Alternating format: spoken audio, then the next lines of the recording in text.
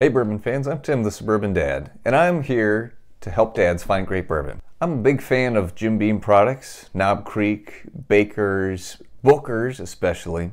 They've been doing a series called Hardin's Creek, which started last year, 2022, and they've been exploring a few different things. Last year was more the concept of time.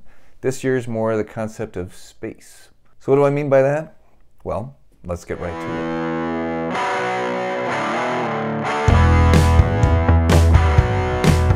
So like I said, I really enjoy Jim Beam products. I've been to the Jim Beam distillery a couple times now, and it is a great place to visit, really fantastic. Last year, they did two releases. They did Jacob's Well, and they did Colonel B. Beam. Jacob's Well was named after the well dug by Johann Jacob Beam back in 1795. He was growing corn and making whiskey. This one is 184 months old, so it's over 15 years old. It's 108 proof. The other one from last year, Hardin's Creek Colonel B. Beam, this one is only 2 years old. It's also 108 proof. Colonel B. Beam represents how Jim Beam got his production up and running lightning fast after Prohibition ended. He didn't want to waste any time getting production going to get some whiskey out to the public.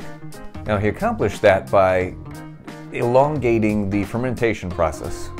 So a longer fermentation process and taking off the still at a lower distillation proof. That allowed him to not have to age it as long, get still a decent product. And then we're going to talk about 2023 releases in a minute.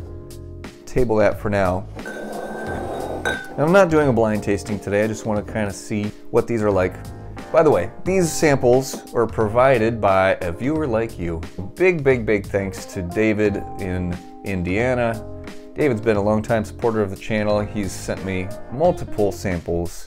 Even got to meet him at the St. Louis Bourbon Festival. David, we didn't even get a picture together, man. We'll have to connect again another time. But huge thanks to David for providing these samples. All right, so starting with Jacob's Well. So these are both 108 proof. This one is 15 years old. Big time difference compared to Colonel B. Beam, which is only 2 years old. Toddler. So right away on the nose for Jacob's Well, very rich, warming, sweet oak, a lot of caramel, vanilla, richness, just very inviting nose. Oh yeah, no ethanol burn whatsoever. Very pleasant. Let's have a taste. Starts off creamy and velvety and ramps up quickly into some spice. Underlying is some nice notes of caramel, a little bit of vanilla, almost a hint of fruitiness, but not anything real obvious. Maybe a little bit of green apple, there we go. Light oak, just in a pleasant way, not too oaky by any means. It's 15 years old. You get that oakiness. You get a decent amount of depth of the flavor. It's not super coating on the palate. The mouthfeel is a little light. Reminds me a little bit of Baker's. It tends to be a little bit lighter. It's about the same proof as well. Overall, this is really decent. I'm gonna save a little bit. So, Colonel B. Beam, only 2 years old. That one, yeah, that is young. Right away I can just see a color difference. Oh my gosh. So, Jacob's Well is typical bourbon color, honey-ish. This one, Colonel B. Beam, is literally apple juice. Very light, golden, pea colored. Wow, big difference so far, guys. Wow, not much of a nose there. Very weak, shy nose. Some light fruits trying to come through. Yeah, citrusy almost. Not a great nose by any means. Let's have a taste. Okay, certainly not the worst whiskey I've had by any means. Probably not even the worst Jim Beam product I've ever had. The flavor, there's just not much happening there. It's actually got a pretty decent mouthfeel, so the consistency is nice. Like a little bit of honey on the palate, a tiny flicker of spice in there, a little bit of, it's almost like apple juice kinda, a little bit. It's sweet. No, almost no oak, really. Yeah, no caramel, no rich, darker flavors.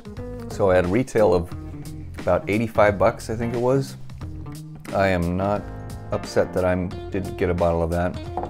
Again, it's still definitely drinkable, but for the price, no, nope, nope, not worth it to me. Going back to that Jacob's Well, so much richer, it just blossoms on the tongue. There's so much more flavor to it.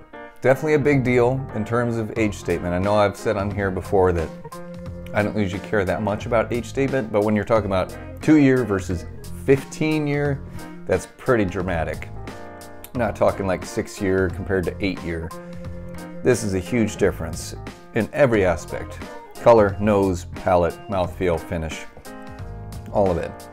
15-year absolutely wins for sure. Not that this is a contest, but and I actually don't remember the retail on the Jacob's Well. Definitely over $100. Definitely more worth it than the Colonel B Beam.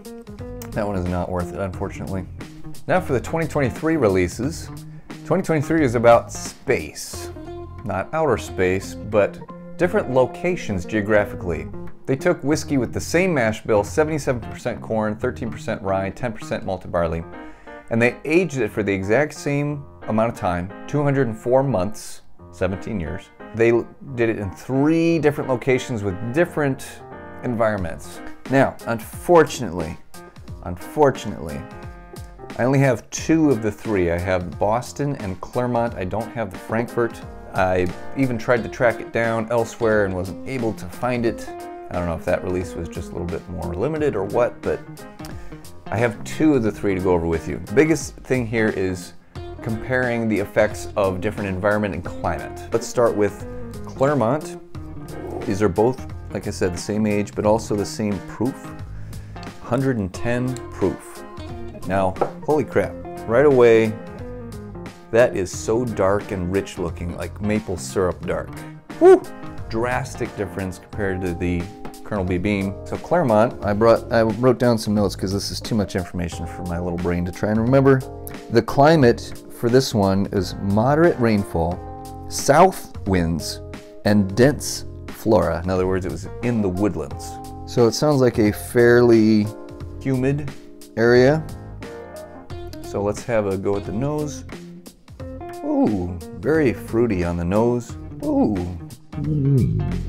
Light, sweet, fruity. Very fruity overall. Banana, cherry, peach, maybe a little pineapple even. So let's have a taste. Beautiful. Whoa. 17 years old, rich, creamy, velvety, fruity, but also a little bit of caramel in the background, some vanilla. No oak, just creamy and delicious and oily and coating the mouth. Oh my goodness, that is delicious. Wow, it reminds me a little bit of some of the Bookers.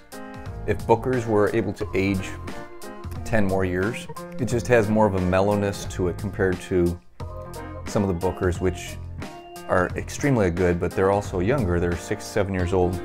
This is 17 years old. Holy cow. Very fruity on that one, just long, very pleasant, easy to drink. Gosh, that's nice. So that's Clermont. On to Boston. Same type of coloration on this one, very dark and syrupy looking, lovely. The climate for Boston, sunshine, clear air, high temperatures, dry air. The rack houses are widely spaced, so most likely a lot of airflow in between. Okay, so definitely different, more dry and warm compared to Clermont, sounds like. So Boston on the nose. Darker tones already, not as bright and fruity. Still some fruit in there, but more like molasses notes. Syrupy, caramel-y. Molasses is a good one. Brown sugar. So kind of those, use the term darker. I don't know what else to say to describe that, but I think hopefully you guys are getting what I'm saying. Again, very rich and syrupy. So easy to drink, very pleasant. More caramely and oak than Clermont, but again, oak in a very nice way. 17 years old, you could easily get that to be over oaked. It is not bitter, it is not dry. It's nice, rich, deep, complex, syrupy. A little bit of spice in the middle. A hint of fruit, more like apples and pears. Man, that's nice. So let's go back to Clermont, finish this one off. Yeah, this one's definitely more bright, fruity. Reminds me more of summertime. This one reminds me more of fall or autumn. Darker, richer, more spicy. Both are fantastic. Retail on these are about 170 bucks, which sounds steep, but after tasting them, I would easily recommend it for that price. I have never bought a bottle that expensive, but I would. If I saw one of these, I would pay that. It's good, guys.